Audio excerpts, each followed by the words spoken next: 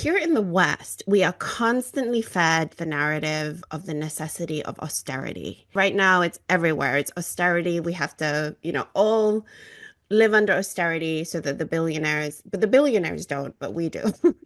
In your opinion, why was China able to achieve what it achieved? I mean, I know this is a really big question, but what do you think, if we could distill it into something that we could in the West learn from this example, what would it be? Mm. There are many things, but I think a fundamental thing I would like to share in this interview is China has been focusing on investing in its people, say education. I also just raised this point in another interview earlier. Western countries worry about China's national defense, right?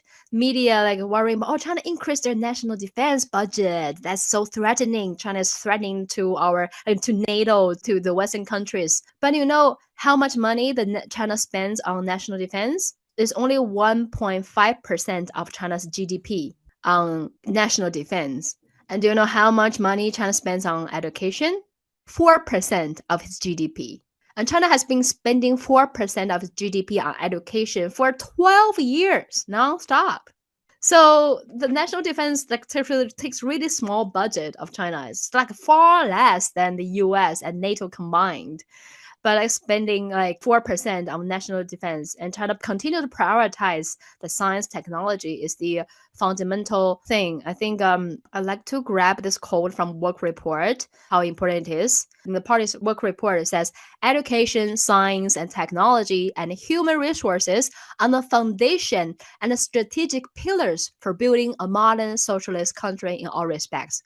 We must regard science and technology as our primary productive force, talents as our primary resource, and innovation as our primary driver of growth. And China will continue to give high priority to the development of education, building China's self-reliance and strength in science and technology, and rely on talents to pioneer and to propel development. That's written in the government report that shows the importance. And also, I mentioned a little bit how much investment in the education, like 9 years compulsory education, 15 years of compulsory education. So the literacy rate in China, when People's Republic of China was founded in 1949, almost 80% of the people in China was illiterate back in 1949. But now the rate dropped to 2.6%. So except for only like maybe older people, everybody gets education. And I mentioned how much they invest in science, technology, innovation. And we're seeing after years, decades of prioritized education, we're seeing the results now. Remember DeepSeek? China's made AI technology with much lower cost, but much better performance than other Western AI technology. All the engineers, all the brains behind DeepSeek are homegrown talents. They never studied in Western countries. They all studied in China, in China's universities.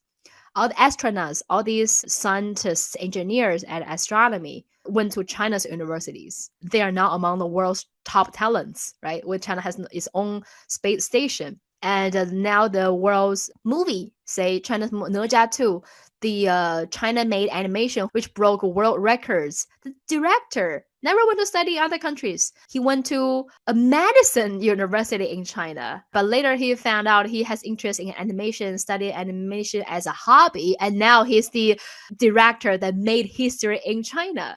So we are seeing the results of investing in education. Like all these leading experts are homegrown talents. And also another thing is how China invests in people is to make sure the results of the development can be shared by everyone in the country. You need to make sure you achieve common prosperity. Even though we've made many miracles in economy, in science, but government has been very clear. We're still facing challenges, and the challenges is unbalanced development. And our priority is we need to reduce the inequality between people and between regions. We don't need like a lot of rich billionaires, but we do need to increase the income of lower income people and increase middle class group. So now they want to make sure the development can be shared by people from all the country fairly. So I think that's the two key points: investing in your people and also make sure the fruits of the development can be shared by everyone in the country.